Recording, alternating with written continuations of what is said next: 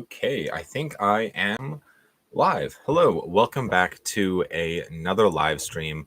Um, yeah, it's been I didn't do a live stream last week, but I try to do these every week, which I actually might change this to doing it every, like maybe once a month or so. But yes, welcome to those who are brand new to this channel. Welcome to a live stream. On this live stream, we basically just talk about everything physical media and movies and just, stuff that I watched in the last week and other fun things like that. And if you're watching this on the playback version on YouTube, please feel free to leave a comment down below on anything that was discussed in the live stream, and I will get back to you on that. And if you're watching this live, please feel free to leave a comment in the live chat, and I will we'll talk. So yes, I hope everybody out there is doing well today. It is July 6th. Yeah, July 6th. And Francesco already popped in, says sounds good as always. Thank you. Awesome. Awesome. Yes, so today is July 6th, and for those that are fans of the Criterion Collection, and if you live in America, you can participate in the Barnes & Noble 50% off Criterion sale, which is my favorite time of the year. So this month so far has been fantastic for me. And yeah, I guess I'm going to go over everything that I watched over the last 2 weeks because I missed a live stream last week. And so, yeah, I'll get to all of that. But let's see. Mr. Bob, hello. Welcome to the live stream. Let's see. Ralph says, hi, everybody. Greetings from Holland. Yes. Welcome, Ralph. Good to see you. Yes, I have a couple things here that I watched over the last couple of weeks. And I guess we will just kind of discuss anything else media related. But let's see. I watched. Where am I? Yeah. So for those that are brand new to this channel as well, my goal this year was to watch 300 movies. It's looking like I'm actually going to pass that up. Last year I watched 420, and I feel like it's actually going to be more than that. The reason why I say that is because I am like where I was like last year. I've watched more like now than I watched last year, if that makes sense. So see, I have, let's see, where are we?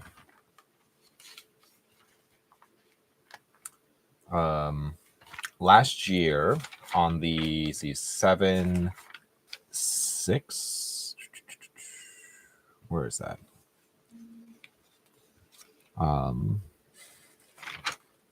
Yeah, so 7-5, I watched, it was movie number 210, and currently I am at 217. So that's actually insane. But movie number 200, this year, I try to make my like the milestone movies. So movie number 100, movie 200, eventually movie 300, and so on and so on. I try to make those something special. And this is a movie that I've wanted to see for a long time. It was actually on my list this year. I set aside, I think it was like 15 or so movies that I wanted to watch this year in particular. And this is one that was on my list. And this was a first time watch for me. And that was the movie Blood Simple. I watched this. This is a Criterion Collection Blu-ray. It's by number 834. This is the Coen brother film. And yeah, I really enjoyed this. And I know there's a 4K of this out there now too, but yeah, I really enjoyed this. I thought it was very well done, obviously because it's the Coen brothers, but yeah, really enjoyed that one. Excuse me. Excuse me. I was outside cutting grass today, and the pollen is definitely in the air right now, at least in Ohio. Let's see. Canada Post is on strike again, LOL. So no online orders. That's so unfortunate. I'm sorry about that, Francesco.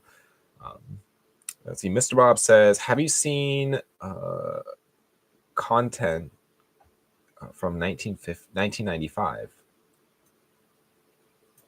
Oh, you mean the movie Contact from 1995? Content from 1995. I'm not sure what you mean by that, Mr. Bob. I'm sorry. See, I loved how straightforward Maniac was. Good Killers. Honestly, I loved it a lot. Glad I own it. 8 out of 10. Yeah, I actually really like Maniac. I have the Blue Underground 4K, and then I also have it on the it's all the way up there. It's a Anchor Bay tin. Like they made these like really cool like Anchor Bay like tins. But I have both of those, which is kind of fun. Bless you. Thank you, Ralph. Appreciate it. And then I watched. Let's see. I decided to dive into this box set.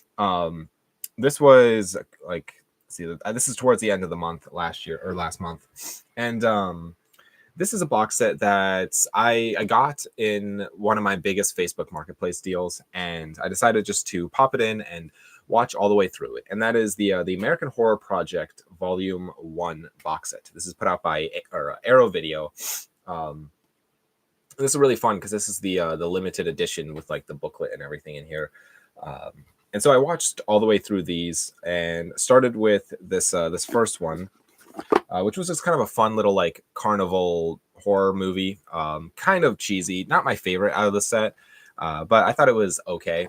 And then I watched the movie, let's see, The Witch Who Came from the Sea.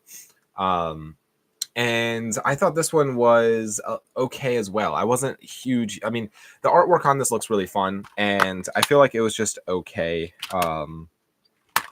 But let's see, and then we had The Premonition. So, not my favorites of the Arrow Video titles that I've seen so far, but it's definitely worth checking out. A little, I would say, it just ever so slightly disappointed in the set. Maybe I need to rewatch them, but yeah, I was just ever so slightly disappointed, and I thought it was okay. But next up, I watched the movie Crazed Fruit. So this is put out by the Criterion Collection. This is spy number 295. And so after watching this, that means that I had officially watched everything from spy number 1 through 300. So yes, I have. I've seen at least the first 300 Criterion titles, which is kind of fun to say. This was also interesting. It was let's see, only 86 minutes from 1956. It's a black and white Japanese film. Yeah, it was very interesting. I was not expecting that at all from that film. It was just a, I don't know, beautifully shot. I really liked it. But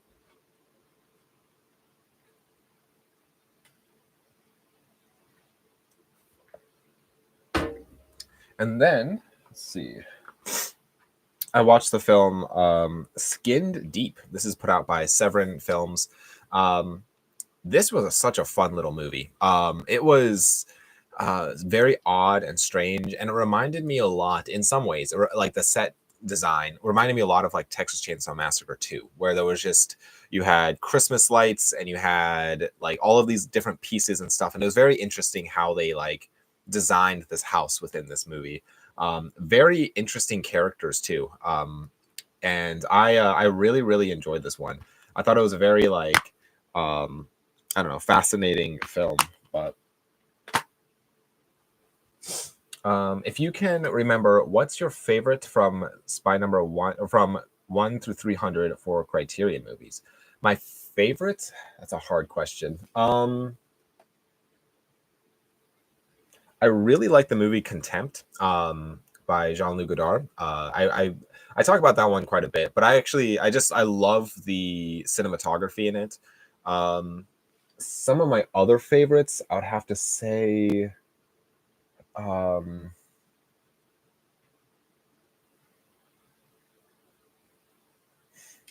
uh, there's a box set that actually is getting a 4K release that I really enjoyed called The Adventures of Antoine Duanel. I believe that's how you say it. Really enjoyed that box set. Fantastic films in there. I am very tempted to pick it up on 4K, even though I already have it on DVD. Brazil was also a fantastic movie. The Red Shoes, it's a beautiful movie.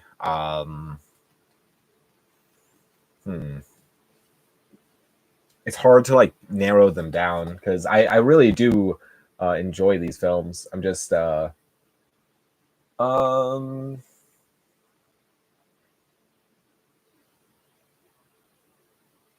I would say like anything made by like Alfred Hitchcock was fantastic. Sorry, I'm like this is my Criterion wall. I'm just kind of looking to see what all we have here.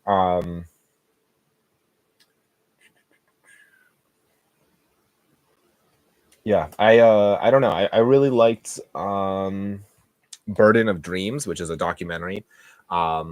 Well, maybe the camera focus back. Yeah, Burden of Dreams, which is a very interesting documentary about Werner Herzog and his movies. And so, um, yeah, I feel like I don't know. I would have to really sit down and think about it because I feel like there's a lot that I liked. But um, let's see. And then on the first of the month. So my original plan this month of July was to basically exclusively watch Criterion for the entire month. And I kind of I've I don't know. I kind of have stuck to that. Let's see. Yeah, I've stuck to it more or less. But the first one on the first of the month, I decided to watch the movie The Big Chill. This is from 1983. It's 105 minutes long. It's in color and in English. Yeah, this was the first time I ever actually watched this movie, and I really really enjoyed this. I thought it was very very well done. The characters feel very real, and there is a lot of I don't know. It feels like there was like they actually are living in that situation, and it feels like they were friends a long time ago. Like the whole movie takes place at basically a weekend where a bunch of friends get together because there was a funeral, and they kind of reconnect over. It's been several years since they've seen each other, and it's very well written, and I really really enjoyed this one. I thought it was a very interesting film, but. Let's see. Have you seen Uncle Sam? It's a slasher. I have not, but I want to. I really do. Um I'm kind of kicking myself because there was at one point I had the opportunity to purchase it for $8 on DVD. I know there's a 4K out there. That's why I held off buying it on DVD, but I had the opportunity to get it on DVD just to see it, and I should have grabbed it. But someday I'll grab Uncle Sam. Um, so see, this week I bought about 30 original CD soundtracks from for around $5 or five each. Most go for 20 or more these days, so I am very pleased. A lot of 90s titles, which I think is the best era of movie music. That's awesome, Ralph. That's very like I actually really do like movie soundtracks. I like kind of collect them in a way. I have a very very small collection of movie soundtracks, but there's definitely ones out there that I would love to get. I would love to get like a lot of horror soundtracks. I feel like that'd be really cool to have like a lot of those. But um, let's see. But Kurt Russell says, "Is there a good day to go to the Retro Attic? I've been going on Thursday, and so far the DVD rooms aren't so crowded." I usually go on Wednesdays. That's kind of like my usual like day to go. I don't go necessarily every Wednesday, but for me at least, it just works best with my schedule. And yeah, I definitely think going during the week, if you are able to like a store like the Retro Attic, is probably best because weekends are going to be busy, just because most people aren't working, and it's like you just have more people able to go to a store like that, especially during the summer. I feel like just in general during the summer, you're probably going to see less people at a store like the Retro Attic, mainly because of just like it's so nice outside a lot of the times, and so people are out doing things outside, and um, so I like going, in the middle of the summer and stuff. So, or I should say, in the middle of the week. But let's see. Let's see. Hello and thanks, Stacy. What is best movie set in U.S. South? Ooh, um, the best movie set in the South. I'm trying to think.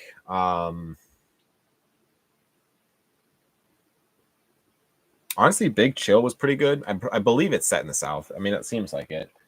They might have said it at some point in the movie, but the cinematography in this movie is very good. But it's not really like a movie that you would associate with like the South or associate with like its area, because that type of movie could have been taken, like, could take place anywhere. But um, I don't know. That's a great question though. I'd have to think about that.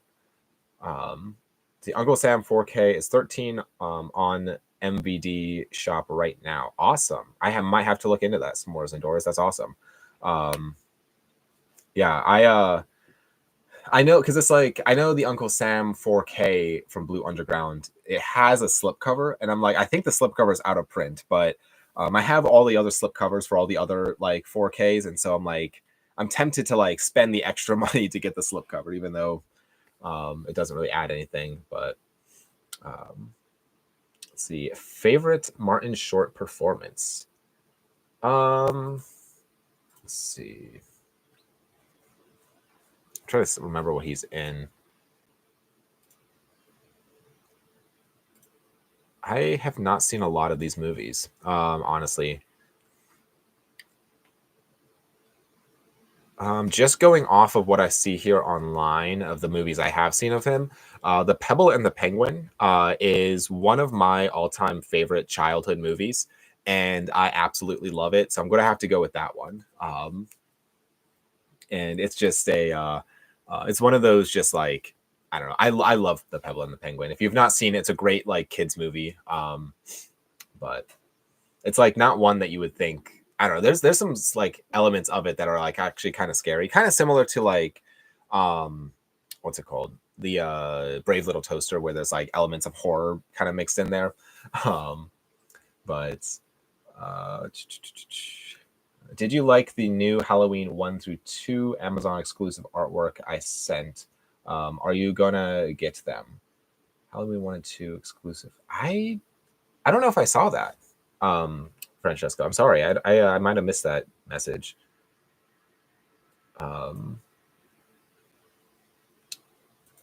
Amazon, or let's see.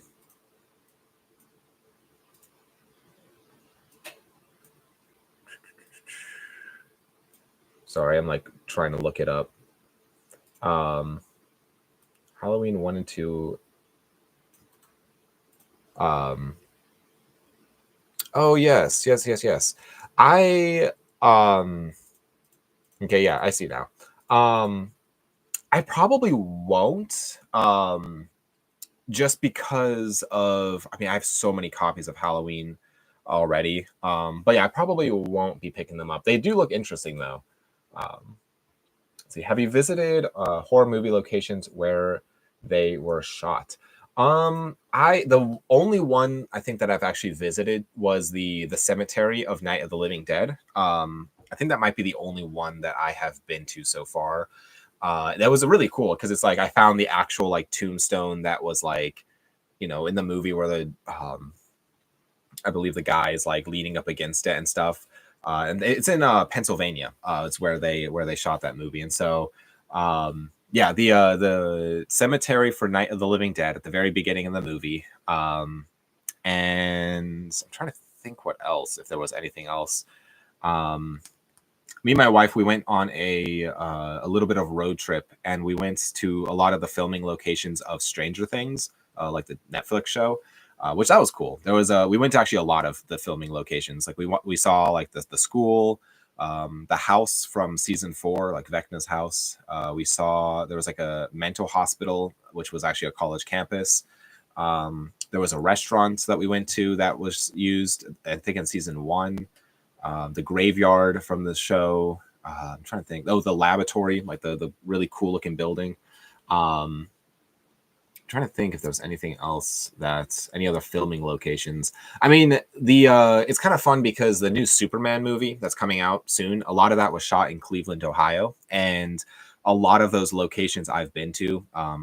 Since I do weddings, like film and take photos of weddings and film weddings and stuff. There was a couple different locations that actually I've like done weddings at, or like shot photos for a wedding or stuff like that. So that's kind of fun just to see like, oh, I've been there. Like, I know exactly what that is. So But yeah, I haven't really been to a lot of filming locations. Oh, I guess I've been to the Shawshank Redemption prison. I guess that was a big one. Not horror, but I've been there too. So several locations, I guess. But I haven't been able to watch live in a couple of weeks. How have your weddings been going? What's your favorite one so far? Weddings have been pretty good. I haven't had like a ton so far this summer. I know it's like there'll be a couple more. It'll be coming. There's several coming up here soon. There was one that we did like that was actually a lot of fun. It was a very small wedding with like I think it was like 30 people or something. It was very very small. It was like all at an Airbnb. And it was like almost like a micro wedding, which was just a lot of fun. And I don't know, they were a really cool couple, so it was a fun day. But let's see, looked up the Screaming. Say, look up the Screaming Tunnel Niagara Falls. They shot some movie there. Forgot what movie though, but I've been there. It's creepy. Interesting. I'll have to look into that. Let me add that to the. Yeah, I'll have to look into that. Sounds interesting. Let's see, Kino Lorber is having a sale. Do you have any favorite Kino titles? I actually do. I have that's one label that I really feel like every single time the Kino Lorber sale is going on, I feel like I am missing out because they have released so many movies and I haven't like properly like dove into the Kino Lorber catalog. I have a small collection, not a huge collection, but a small one of Kino titles. And I'd say some of my favorites is Eternal Sunshine of the Spotless Mind on 4K. That movie is one of my all-time favorite movies. And so having a 4K of that is amazing. The early Stanley Kubrick movies on 4K, I have all of those, which is like fantastic. I'm also just a huge Stanley Kubrick fan. So like that's, works, I guess. But what I love about Kino Lorber though is all of their like very, very, very early cinema. And so stuff like I guess I can just grab them, which I believe actually a couple of these have 4Ks now. But these are some of my earliest Kino Lorber titles. I mean, Fear and Desire, this now has a 4K. Let's see, Metropolis, which is absolutely amazing. I think this also has a 4K now, which is Nosferatu. So I have, a small collection. This is not everything I have. These are just the ones with these cool slip covers. But other ones that I really like, I really want to dive into the Kino Cult collection. I think they've released like 30 titles in that now, and I only have one. I have a Cannibal Apocalypse. Yeah, Cannibal Apocalypse. And there's some really fun movies in that collection, and I would love to get them. I love that they're numbered and they're more like the cult movies and stuff like that. So I'm trying to think of other fun Kino Lorber titles.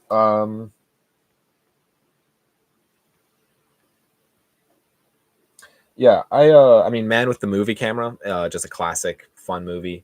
But yeah, I feel like I always miss the Kino sale. And I looked through what they had available for this sale, but I did not purchase anything for the Kino sale, mainly because I got so many Criterion this month, and so I have to slow down a little bit. But see, do you feel like some parts of your collection are getting in the way, like video games, film rolls? No disrespect to those. Not really. There's like a couple things that are kind of in the way. Like I actually semi recently got rid of like half my CD collection. I had like these two full bookcases of CDs, like CD shelves, and I went through the entire CD like collection, and I was just really asking like, why do I have this? I'm never going to listen to this album. I like music. I'm not like a diehard music person. So it's like I don't like with music. I'm like I don't mind streaming it. I know like music enthusiasts are probably like that's insane, but for me personally, I'm like I don't mind streaming it. I have like I have Spotify, and I don't feel like I need to own the physical copy of the CD, especially if it's an album that like I like maybe one song on the album. or even an like a specific like band that's like, well, I really like this one song of this band, but I don't need to own all of their CDs. And so there's definitely ones I kept. I mean, I cut my collection in half. I kept about 100, got rid of about 100. Um, and so that shelf is now all of my like kids, family Disney movies. And I kind of like, I want that to not be a like standalone bookcase. I want it to be more of like this type of shelving that you see around me. So I just need to build some shelves, and it'd be more space efficient to do that. I'd get more out of that area of the movie room. So I would say the video games are like such a small like section. I've like also narrowed that down over the years.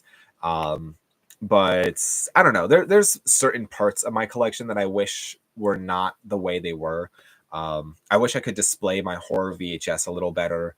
I wish I could display my laser discs better. And the ones that I did keep, I mean, got rid of like 300 of laser discs, but um, I don't know. And I mean, the shelf behind me, you can kind of like, I mean, look right here, it splits. So there's like two shelves. This is a shelf and this is a shelf. I want to redo that and make all of that just one shelf. And then you see on the sides here, let me see if I can do this. On the sides right here and here, how there's like these black lines. That's basically wasted space. Like it might not seem like that much, but like you can probably fit two movies on both sides of this per shelf, and there's like 9 shelves, so like, or 8 shelves. And so really that would like give a lot of space right there, or a lot. It would add a lot of space for the movies. Plus, I keep going the wrong way. Um, there we go. It's all backwards on the monitor, so I'm trying to. So I'm trying to like see how like this middle piece is taking up space, and I don't know. I need to like do some rearranging in here. And I mean, I don't know. I'm trying to think of any other sections that are like feel like wasted space. The film rolls actually, I feel like those are like in a good spot. At least the 35 millimeter film rolls, like those are like I built in the wall. It was kind of like a bookcase that I built years ago, and I didn't really know what to do with it, and so I just kind of built it into the wall of the movie room. So that's kind of what I did with that. Um, but let's see. Is there a way to display Laserdisc without taking up too much space? So I want to build a vinyl bin. So like if you go to like a record store, how you can like flip through the vinyl when they're all like facing forward. I want to do that, but for Laserdiscs, and kind of separate them out by like genre. And so have like a section of like just horror discs, or just foreign, or just comedies and stuff like that. And so you can kind of like flip through all of them. I feel like that would better display them. Obviously, it's not as space efficient, and I mean that would take up a lot of space. So I'm not really sure exactly what that looks like yet. Um, the ones that I really want to display is I want to like put some horror laser discs in like frames, and then frame those, like hang those frames around the movie room. But I also have no wall space, so I don't know. There really is no like easy way to display them. At my old apartment, I had a couple like on the top shelves of my like these shelves, but more just for the artwork. But yeah. Let's see, I'm going to jump right back into these. I only have a couple more movies I was going to talk about, but on the second of the month, I watched the movie An Angel at My Table. This is spy number 301. This is one that I just grabbed from Barnes and Noble recently, and yeah, this is a tragic story. It's about an author and just her life. It's a autobiography that she wrote. And yeah, it's like broken up into 3 parts, and really just um, several elements of this are just really like sad. And I really do feel bad for this person, just in parts of their life and stuff. And yeah, but it was very beautifully shot, and it's a 1990, and it's 158 minutes long. So yeah, it was a pretty good one. The next one I watched, this was on the third of the month, and that is Spy Number 314. It's in this movie Pickpockets. It's only 76 minutes long, from 1959. It's in French. It's in black and white. yeah, the this is one that I feel like it's on a lot of lists of like the top 1,000 greatest movies ever made or whatnot. And this movie is very good. It was very, very well shot, and um, it was a just a very simple story, but I really, really enjoyed it. I mean, it's about somebody who is a pickpocket, and um, yeah, it was very, very good. I really, really enjoyed it. Definitely worth checking out, especially if you're a fan of French. It was French, right? Yes, if you're a fan of French cinema, it was a very good one. Let's see. Let's see. Since I never had a CED player, I made the CED discs into wall art and hung them up instead of laser discs. Yeah, that's another. I would love to. I need to hang up some CEDs. I have like a hand. I mean, I have a lot of them, but there's a handful that I would love to display because the artwork is so amazing. And if I ever built my little like vinyl laserdisc display shelf thing, I would probably also include CEDs in that. Recently on Facebook Marketplace, somebody posted it was like an actual CED video disc display. He was asking like $200 for it, and it was in Ohio. I looked it up. I think it was like an hour or so away from me, and I was tempted. I was very tempted to go get it because I do not see that very often. It just I don't have anywhere to put it. Um, and I would have to, I would have to borrow a truck and go down there and get it. I think it was near Columbus, maybe. Um, but it was just, it would be like a whole thing. And so I decided to, not get it. But yeah, CEDs, I feel like also would make amazing artwork. Um, but let's see.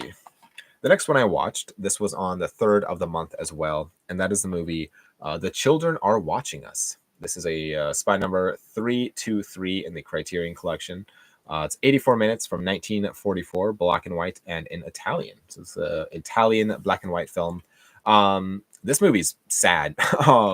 It's essentially this guy watching his parents basically gets a kind of a it's not necessarily, I mean, it's guess it's like his parents going through some like marital issues, and it is shot through like kind of the eyes of this child and like how he is like viewing all of this stuff, and it's just a such a tragic sad story, and it ends with a sad too, but yeah, I really enjoyed it. It was very well put together, but yes, very, very sad story. Let's see. After you watch a Criterion title, do you think about if the movie is Criterion worthy? Yeah, I'd say most of the time, I would say like after watching a Criterion title, um, I see why it's in the Criterion Collection. There's very few movies within the collection that made me question of like why that was in the collection. Um, and I'm trying to think of an example of that though. Um,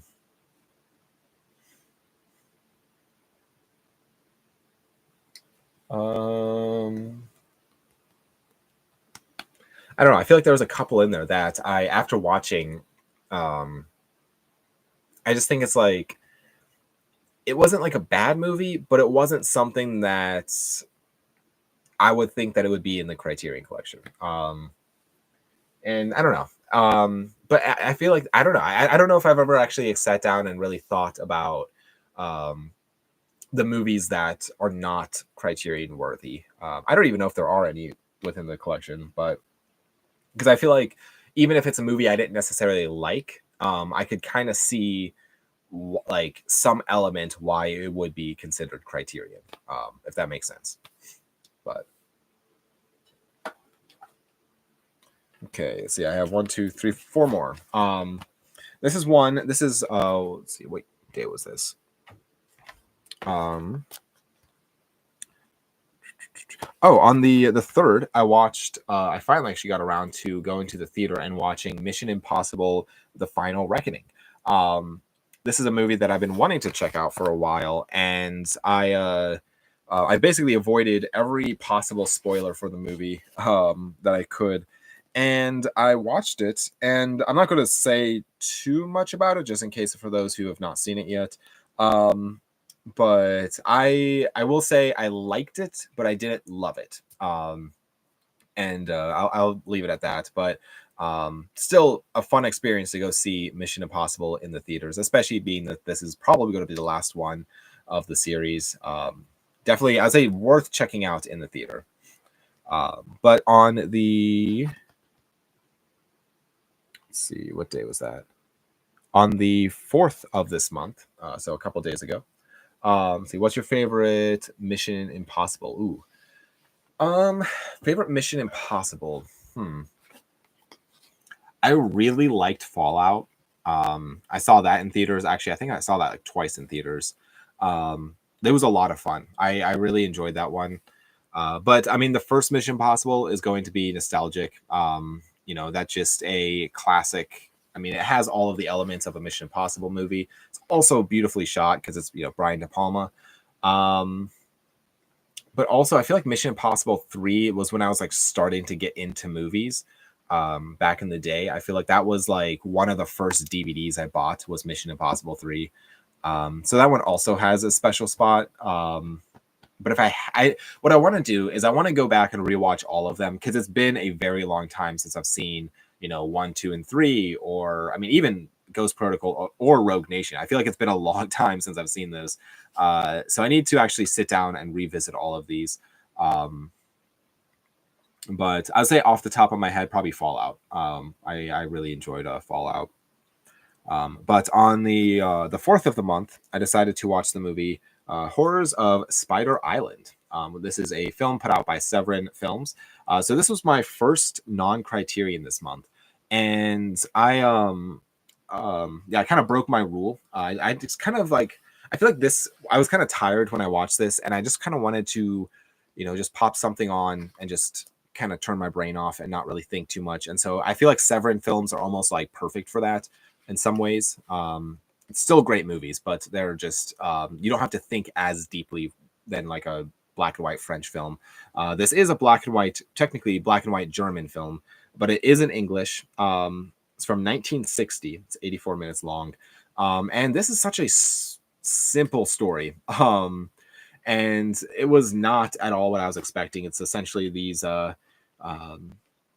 dancers get trapped on this island, and there is a killer spider. And the one person gets bit and turns into a spider, and that's basically the plot. And it's very, very simple. It's only 84 minutes long, so they definitely stretched this runtime out because I feel like the concept of it was like very so small, but still, if you're a fan of Severin Films, I would highly recommend that one because I feel like it's a fun, just a fun little movie. But then I watched the movie The Tales of Hoffmann. This is spy number 317 in the Criterion Collection. It's from 1951.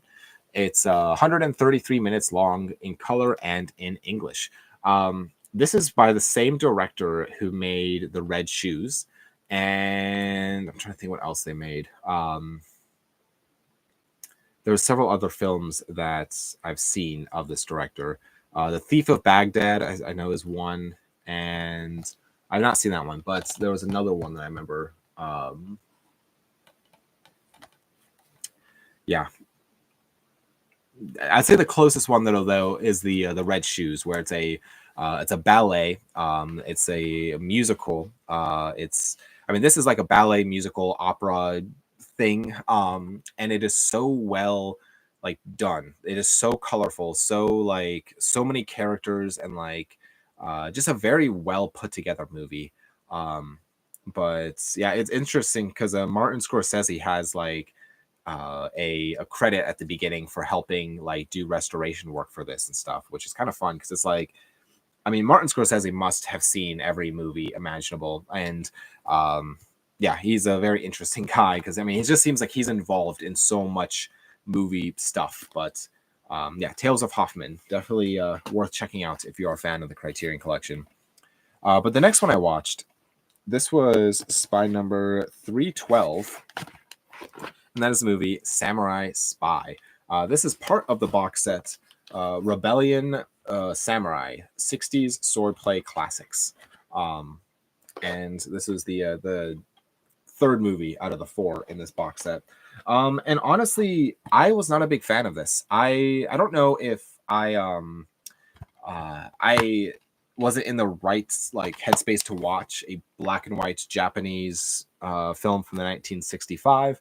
It's 100 minutes long, but I don't know. I just wasn't a huge fan, and I don't know if it's just this particular box set, but I just feel like I'm not connecting with this box set as I probably should be, which is so unfortunate because I actually I did like the first movie of that set, but let's see. And the last movie, I'll finish up these movies and jump back into the comments. But the last movie here, my wife has never actually seen this movie, and so we were going to watch a movie together, and we landed on this one. And this is a film that's in the Criterion Collection. It's by number 948, 943, I think 943, and that is the movie The Princess Bride. It's been actually a couple years since I've seen this movie. And I forgot how much I enjoyed this movie. It is such a classic. I feel like even it's one of those movies that you can, it's endlessly rewatchable. You can just kind of watch it almost like all the time. And I feel like it's just a, I don't know. It is so, so good. I really, really enjoy Princess Bride. It's like so quotable too. There's so many great quotes within that movie. But yeah, that is, I would love to actually get that on 4K. I only have the Blu-ray of it as of now, but that's everything I watched over the last couple of weeks. Yeah. Sorry, that was a lot, but let's see. When was the last time you went to a drive-in? We have one in Ravenna.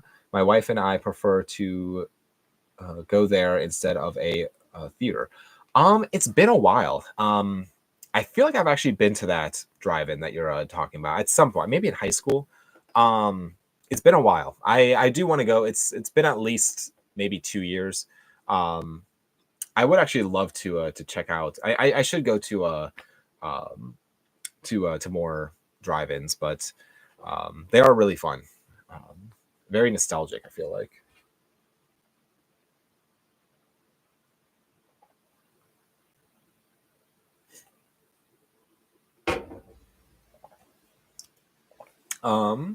Let's see.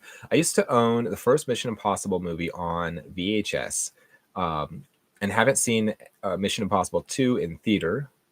Wait, and have seen Mission Impossible 2 in theater. I don't own any Mission Impossible title nowadays, so I hope they'll release a nice 8-movie box set or box on 4K someday. Yes, 100% agree. I have up to Fallout. So what is that? Let's see, 3, 4, 5, 6. Yeah, there's 8 of them now. Yeah. So I have the first 6 movies. The first one on DVD, or first 3 on DVD, and actually I have the first 3 on DVD and on HD DVD, and VHS.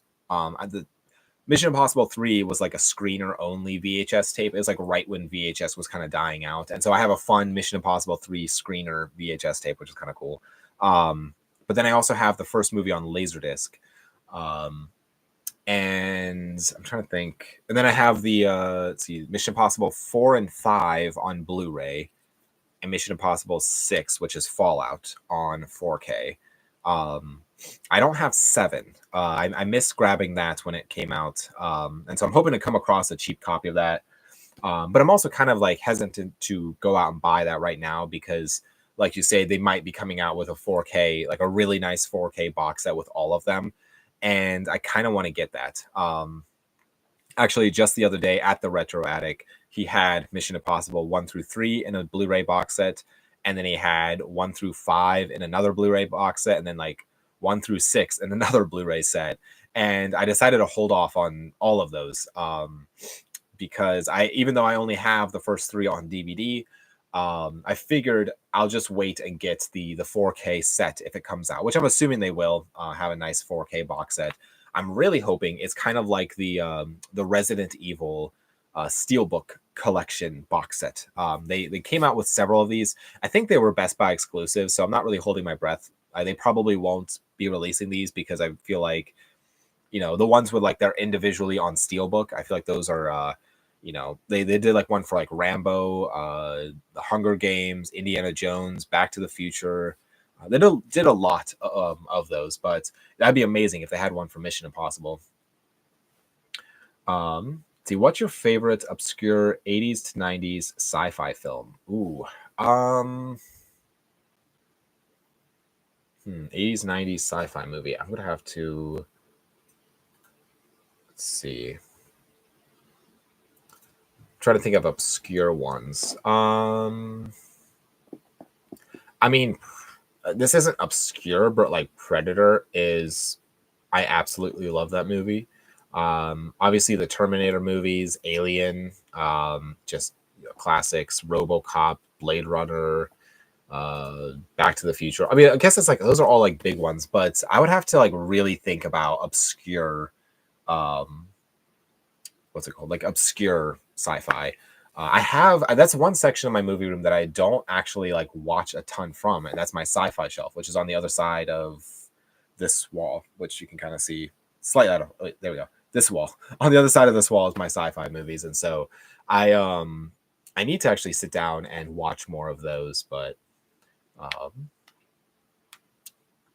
so you're on a deserted island, and you can only have one director's catalog. What let's see, would you pick Kubrick, Spielberg, or De Palma? Let's see, if I had to pick between the three, probably Kubrick, just because I absolutely love his movies. Spielberg his movies are probably the most entertaining out of those three. Not saying that the other two are not entertaining, but Spielberg has like he's able to like really entertain an audience with his stories. De Palma are just like really well shot movies that are like really solidly put together.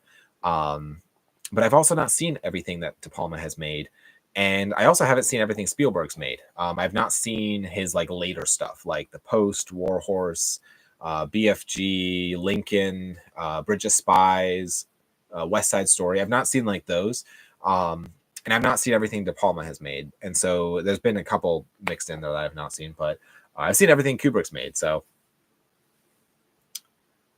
let's see. Would you class the Hunger Games sci-fi films? I'm assuming, would you class the Hunger Games as sci-fi films? I'm guessing. Let's see. Sorry, I'm trying to adjust my screen.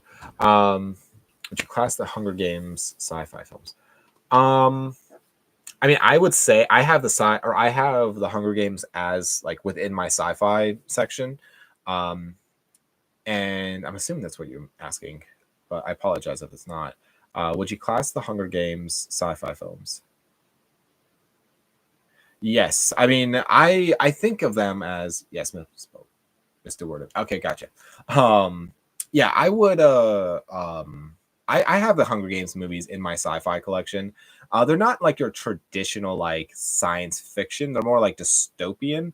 But I also just put all of dystopian movies within my sci-fi. So I have other similar to the Hunger Games, like Maze Runner or Divergent or stuff like that. I have that all in my sci-fi section. Because there's definitely elements of sci-fi within that. And I don't know. I just kind of put those in there. There are certain like movies that are in sci-fi. Like I know some people like so one that I recently took out of sci-fi and put into horror was the Tremors movies. Some people would say that Tremors. Let's see. Like some people would say the Tremors movies are more sci-fi than horror. But I kind of because they're only like they're PG-13. They're not necessarily like they're not scary. They're monstery type of movies, and so that's kind of why. Let's see. Yeah, I kind of just put it more as a like a fun horror movie, but like it is technically I feel like it does kind of fall under that horror catalog, and so I feel like there's always some debate on certain movies that like what category would they go under, and I don't want to break the categories down into such a small like niche. Like I don't want to have a dystopian movie section, because I feel like that's such a small little, very very small little section within the movie room that I don't know. Like, even I have like a fantasy section, which I'm debating if I just want to throw that within sci-fi too, but um I don't know. There's definitely a couple in there that could probably fall under different genres. Let's see, have you seen The Crow from 2024? I have not. I've seen the original from the 90s, I believe, but I've not seen the 2024 version of it. Which I liked the Crow from way back in the day. I feel like that's a movie I only own it on Laserdisc. I don't own a DVD or a Blu-ray copy of it. But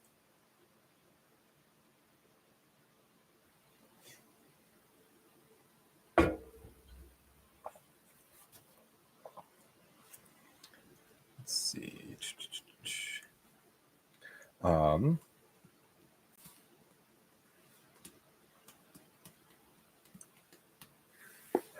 Yes. So I'm trying to think of anything else. I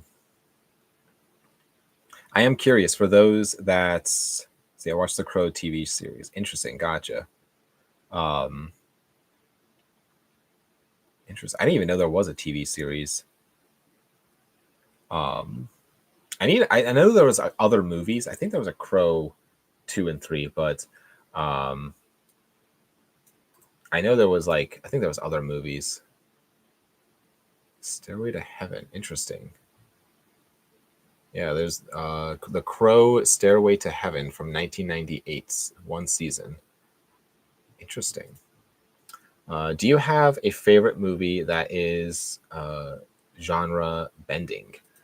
Favorite movie that is genre bending.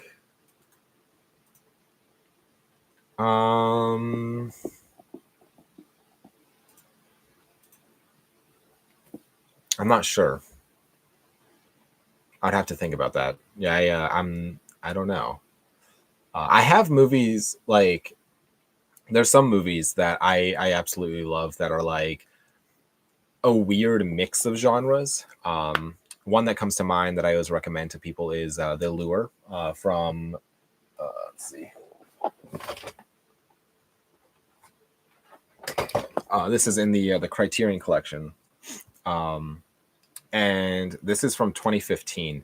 I only have this on DVD, but I would love to get this on Blu-ray, which I have a hard time when I when I upgrade like movies within the Criterion Collection, because instead of dropping $20 on a Blu-ray of a DVD copy, like I already have this on DVD, but like if I bought it again on Blu-ray, this would be $20. But this movie was very interesting. It's a not black and white. 2015, 92 minutes in color in Polish. The best way I can describe this is a horror mermaid musical love story. Also vampire movie. Very, very interesting. Let's see, From Dusk Till Dawn, genre crossing. Yes, that is also a great example. Where you think it's one thing and then it just turns completely into another. Predator, a great example of a genre crossing movie. And yeah,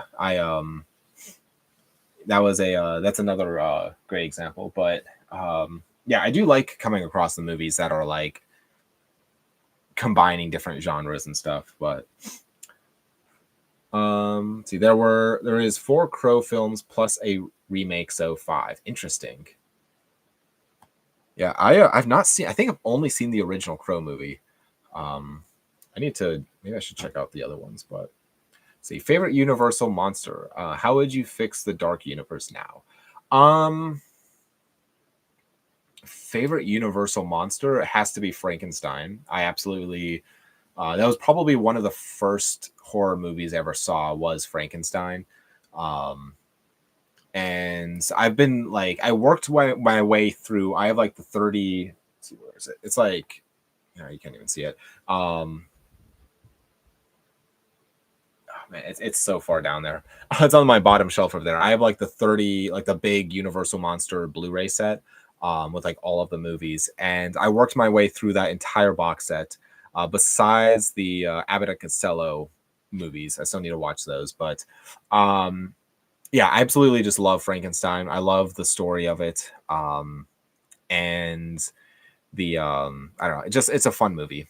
But as far as how would I fix the Dark Universe now, um, honestly, I don't think I would. I think it's the Universal monster movies have been like remade so many times that it's just a series that just needs to be done. Like it's just, you know, no matter how they remake the movies, they will never even get close to the original, the black and white movies. And so, in my opinion, at least. And so, I would probably just say don't even bother. It's The Mummy was a flop, and I haven't even seen it, but I know it was a flop.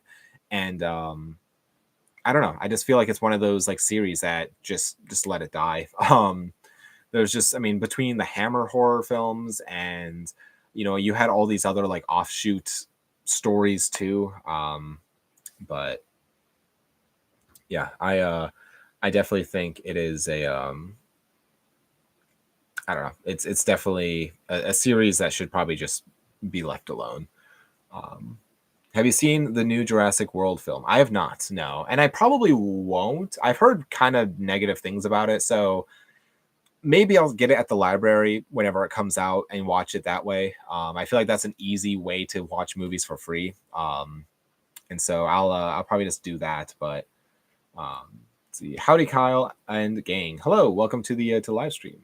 Oh hi Mark, it's funny. See, does Laserdisc have the best artwork? Um, yes and no. There's some artwork on it that looks amazing. Other Laserdisc artwork is just very bland and boring. Um, I mean, I really like horror movie VHS artwork. So I'm gonna take these off. They're just killing my ears. Um, VHS artwork. I feel like that also is like that's some of my favorite artwork. Um, but as far as like displayed, I would say, I mean, Laserdisc definitely has the some really solid artwork on it. Um, but yeah.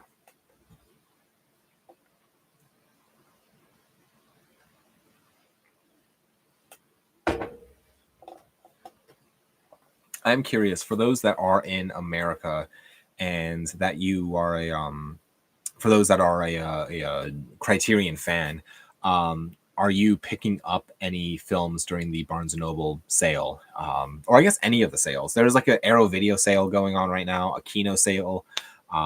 Vinegar Syndrome is also having their summer sale. In a couple of weeks, we'll have our Severin summer sale, and obviously the Barnes and Noble sale. But there's just like a lot on sale right now, which I almost feel like these companies should like talk to each other and space out their sales so it's not all on the same, like in the same month. Because I almost wish, like, I mean, it seems like June there was like nothing. There was just no, I mean, there might have been sales, but I just feel like there was like nothing going on. And now it's just, we have like four different companies all on sale at the same time.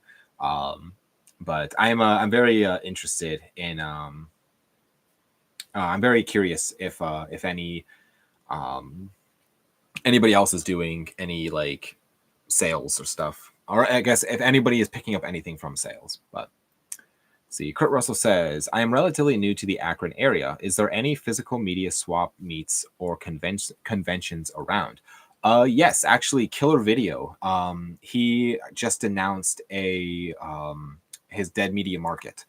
He has had one so far, and he'll be doing another one here, I think in August, if I'm not mistaken. But if you're on Instagram, head over there to Killer Video Akron, and he posted about it, I believe. Or he's also on Facebook. And let's see, I can double check right now for you.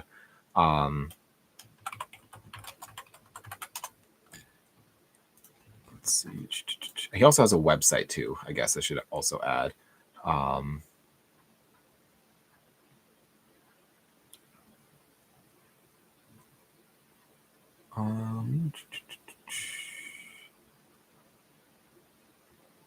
see, Dead Media Market number 2 is going to be on August 10th from 10 to 4 p.m. at his location.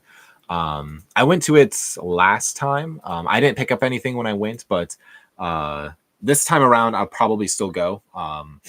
And I don't know. It was fun. It was like it was definitely like it was smaller, but it was still like a lot of fun because it was. I mean, I think it was only $5 to get in.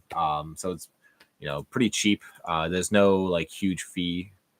Let's see, live DJ, food trucks. Yeah, $5 at the door.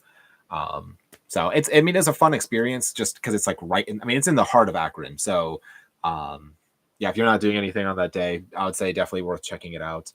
And there is in Strongsville? There's Cinema Wasteland, which I believe is in Strongsville, if I'm not mistaken. And that's a pretty big convention. It's like a weekend. They have that twice a year, but Cinema Wasteland it's definitely all horror. And you have, there you had like there was a Vinegar Syndrome table, a Severin table, there was Trauma, there was Synapse. There was also like a lot of different like guest stars and like there was different like independent movie filmmakers that also were selling their products and stuff there. And so it was fun. The only downside I would say would be like the tickets were a little pricey. I think on Saturday it was like a $30 ticket to get in, but that gave you access all day. So Strongsville, I think it was Strongsville. I'm like 90% sure, but I would recommend checking out those, that one if you are curious. But yeah, Cinema Wasteland and Dead Media Market. But I feel like there's probably more, but those are the only ones that I know of for now. See, I picked up and watched Natural Born Killers. I liked it, but didn't love it. The message came across well. What's your favorite Oliver Stone title? Let me think. Oliver Stone films. I have to be reminded of what else he made. So something I really do like about Natural Born Killers is the coloring. I think it's a very like well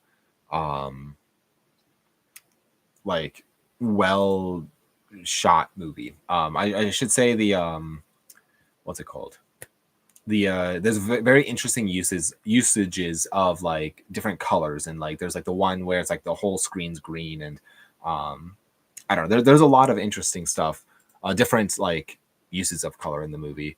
But I'm looking at his other movies that he made.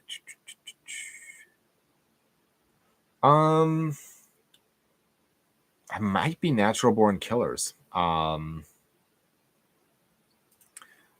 don't know. I've not seen a ton of Natural Born Killers. Nope, I've not seen a ton of Oliver. Sorry, I'm getting tired. I've not seen a ton of Oliver Stone movies, but Natural Born Killers is probably up there. I have not seen JFK, which I is one of those movies that I'm like, I don't know how I missed watching this, but I just haven't seen it because I know it's one of his like most famous movies. Which I see Kurt Russell, you're Oliver Stone. It's definitely JFK. Yeah, I just need to watch it. It's one of those movies that is, I don't know. I feel like I should have seen it by now. I only have it on DVD. It's another one that I'm kicking myself. I had the opportunity to buy it for, I think it was like $30 for the 4K, the Scream or Shout Factory 4K. And I didn't, and I should have. And so, I don't know. I need to get around to actually watching it, but yeah. See, I enjoy NBK more, a long running music video. See, I enjoy Natural Born Killers more of a long running music video. Yeah, I feel like it kind of gives that vibe. See, and the editing is in his films is also top notch. I need to watch more of his movies. I feel like I've seen a couple, but not a lot. Yeah. See, I finally watched Wall Street a few weeks back. Michael Douglas is a powerhouse. Yes. I remember liking Wall Street, and I feel like I need to rewatch. It's been a very long time since I've seen it, but I remember enjoying it. Let's see. Have you seen the trailer for Stephen King's The Long Walk? Yes, I watched it in. It was a trailer for Mission Impossible. It seems like an interesting movie. I don't understand. I don't understand how it's going to be a feature film, if that makes sense. I feel like it's a very like small concept of basically people forced to walk until there's only one person left. But I don't know, it just seems like a very interesting like concept of a movie. So I'm curious on how that's actually going to play out. But I'll probably eventually see it. I probably won't go to the theater for it, but eventually I'll check it out.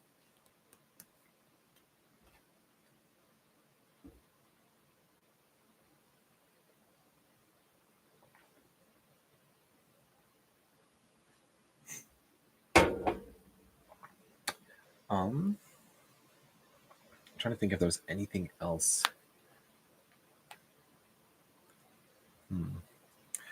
So I was thinking I know I've done this in the past a couple of times, but where during a live stream I'll just be like opening up movies. I have no idea like if that's something people find interesting to watch or not. So like I'm curious on the people who've seen those live streams of me just like opening up movies, like taking the shrink wrap off and just showing the disc and whatnot. Because I have a ton of Criterion that are all brand new still, and so I'm debating on if I just want to open those up off camera or if I should save them for a live stream. So I'm just kind of gauging people that have watched that, if that's something like, I don't know. So I have like so many, because I mean, during the sale, a lot of them are, I mean, I get them all brand new from Barnes and Noble. And so, yeah, I don't know. So, okay, go for it. Okay. So maybe next live stream, maybe I'll have a whole stack and be better prepared and have all of those ready to go because they're all kind of currently mixed into the Criterion wall now. But favorite Criterion documentary, it probably has to be Burden of Dreams. That is a documentary about Werner Herzog and his movie that he made, and I find it to be very like a very interesting documentary about it just being a filmmaker and just the challenges of filmmaking. I've seen there is a handful of documentaries that I've seen within the Criterion Collection.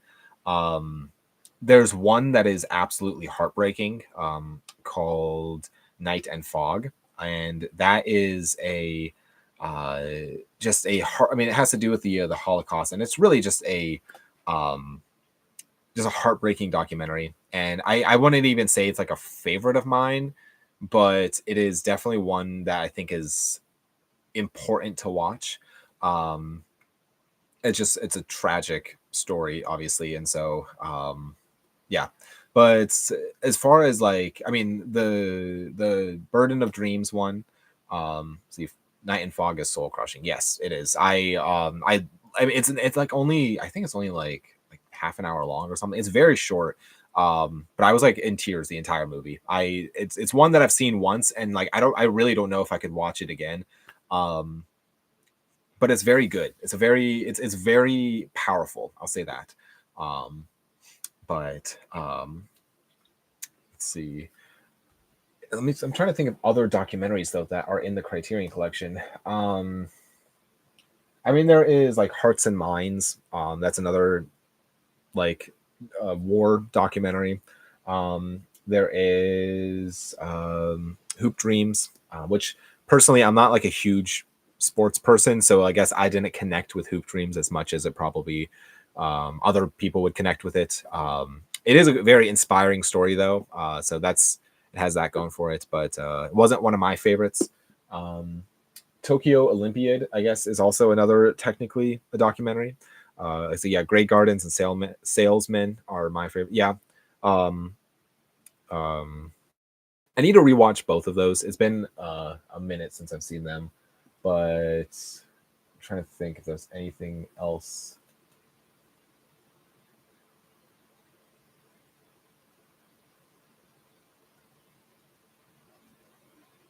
Yeah, I'm gonna stick with Burden of Dreams. Um, see, if you had to direct a documentary, what subject matter would you want to cover?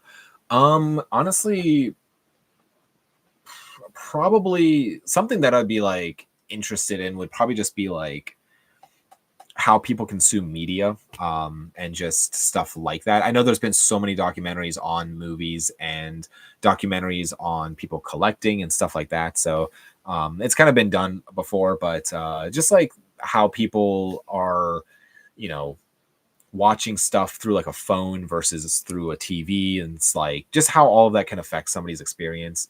Um, I don't know. I would have to think about it, but yeah, that's a great question. See, I always go back to the clip of him talking about the jungle, the birds there, or the birds they scream. LOL. Yes. Um, yeah, I feel like this Burden of Dreams is just it sums up like filmmaking in a very well well put together story of him making a movie. Um, let's see, the shoot horses don't they wait the shoot horses don't they from 1969, or they shoot horses don't they? Great film about dance till you drop contest during the depression. Interesting. They shoot horses don't they? Great film about dance till you drop contest during the depression. Interesting. Yeah, I'm gonna have to look into that. Let's see, I have it pulled up here, but melodrama. Interesting. Yeah, it looks interesting.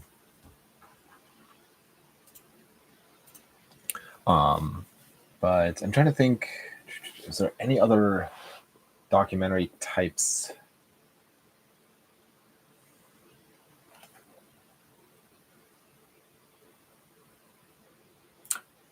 David Lynch Art Life, or The Art Life. Uh that might be neck and neck with Burden of Dreams, but I forgot about that one. David Lynch, The Art Life, mainly because it just you kind of get a glimpse into David Lynch's process as an artist, and how he would like go about making something, and it's very fascinating to see. But I really enjoyed that one. Um, yeah.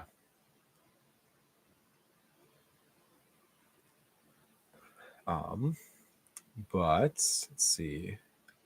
I'll probably be wrapping this up here shortly, unless if there's more that people wanted to discuss. Questions, excuse me. Questions, comments, concerns, things people want to talk about. Um,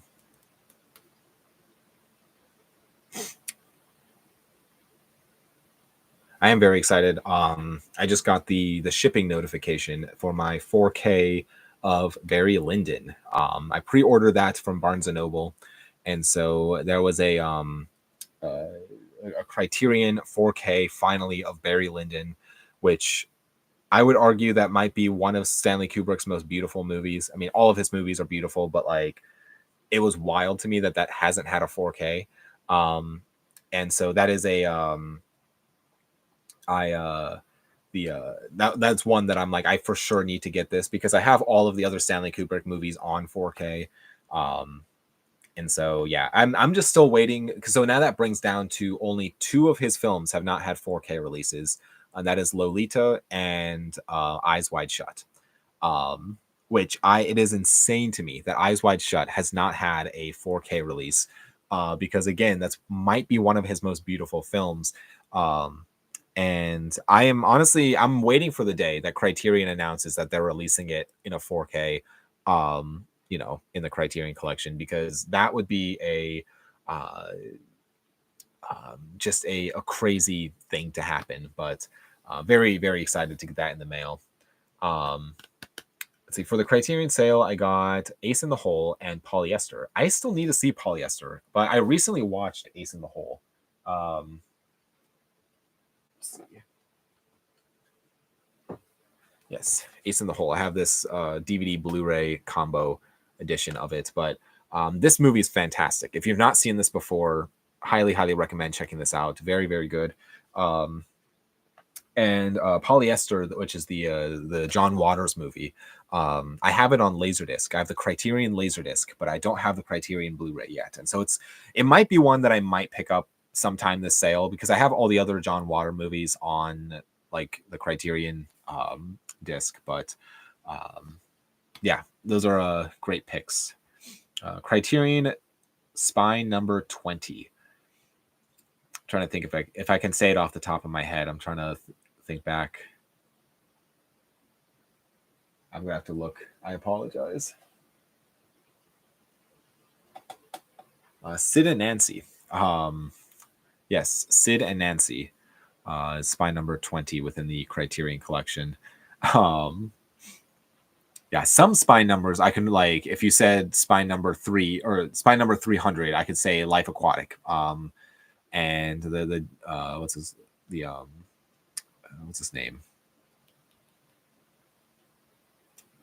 What's his name?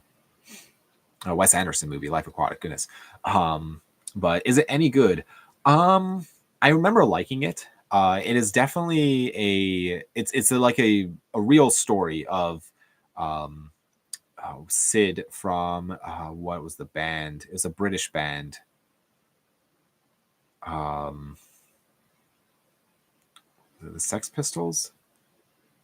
I think so. Yes. It's a real story of him and his girlfriend, and which is Nancy, obviously. And it's a good movie. It's a sad movie, but it's very well done. And I believe that's actually who made that? I'm gonna have to grab it. Box, yes. Sid and Nancy. Yes, Sex Pistols is the band. But I remember liking it. I'm not like, I mean, it's been a very long time since I've seen this, but I'm trying to.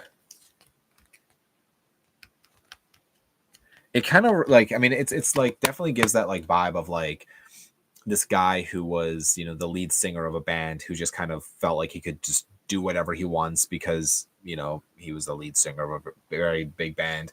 But I don't know. It has that like edge to it, which is kind of very, very good. It has like this like energy to it. I don't know how to describe it. But yeah, I enjoyed this. I feel like that's one that's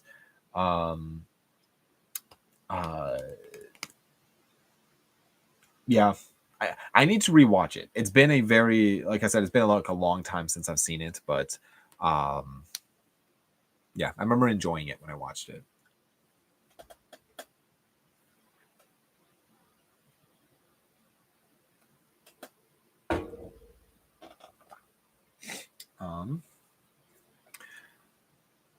But let's see, I'm at an hour 18, so I'm probably gonna wrap this up here, unless if there's anything else people wanted to discuss.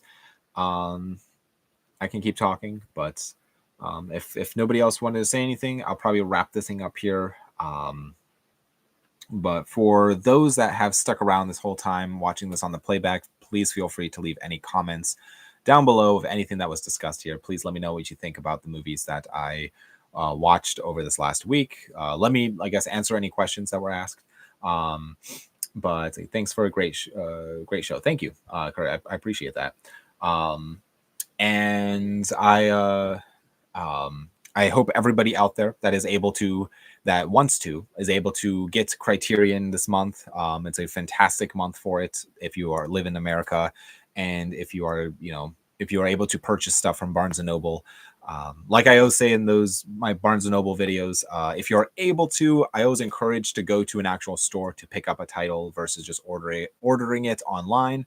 I do know Amazon also price matches Barnes and Noble, so which is better, I guess, for the people who are outside of the country. But if you do live in America, I do recommend purchasing through Barnes and Noble, because if you just purchase through Amazon, then Amazon's getting basically like the money, and then Barnes and Noble might be questioning eventually, why do we keep, like, there's no reason to have it on our site anymore. So I just try to encourage to do everything you can to keep Criterion in Barnes and Noble, because it really is the best sale of the year, in my opinion, at least as a Criterion fan. So I always recommend it to do it that way. But yeah, I don't think there's anything else I wanted to talk about. But see you next time. Good night. Yes, thank you, Ralph. I know it's late in Holland right now, so I hope you have a good rest of your night and a good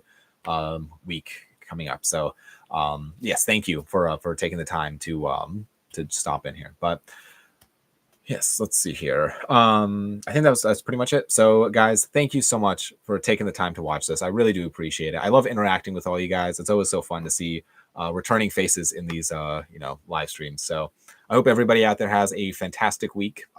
Stay cool. At least in Ohio right now, it's in the 90s degrees Fahrenheit. So it's very very warm outside. But take care, guys.